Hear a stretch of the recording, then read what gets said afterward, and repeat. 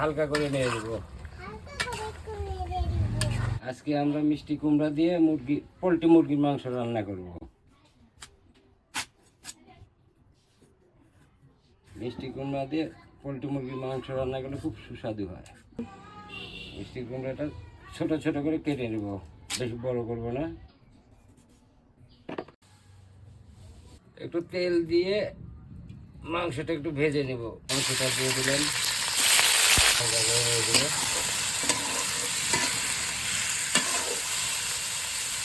লবণ, চামচ মরিচের গুঁড়া, হাফ চামচ হলুদের গুঁড়া।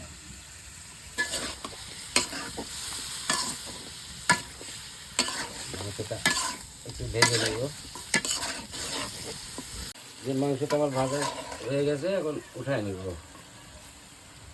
তেল দিয়ে দিলাম, একটু মরিচের গুঁড়া, হলুদের গুঁড়া, পরিমাণ মতো পানি, তেজপাতা, মশলা। এটা ভালোভাবে ইয়ে করে নেব, ঢাকনা দিয়ে ঢেকে দেবো। ঢাকনাটা উঠালাম, মশলাটা তেল ভাব চলে এসেছে। এবার মিষ্টি কুমড়া দিয়ে ইয়ে করে দেবো। মিষ্টি কুমড়াটা ভালোভাবে কষিয়ে নেবো, খুব সুন্দর কালার। সামান্য একটু পানি দিয়ে দেবো মিষ্টি কুমড়াটা কষানোর জন্য। এবার ঢাকনা দিয়ে ঢেকে দেবো। 4টে রসুন দিয়ে দেবো, একটু নেড়ে দেবো।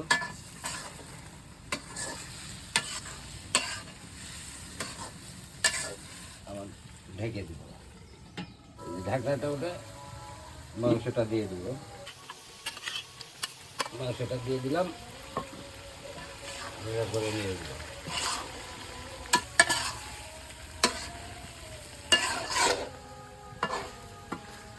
ঢেকে দিলাম। ঢাকনা খুলে পরিমাণ মতো পানি দিয়ে দেবো। এবার নেড়ে দেবো।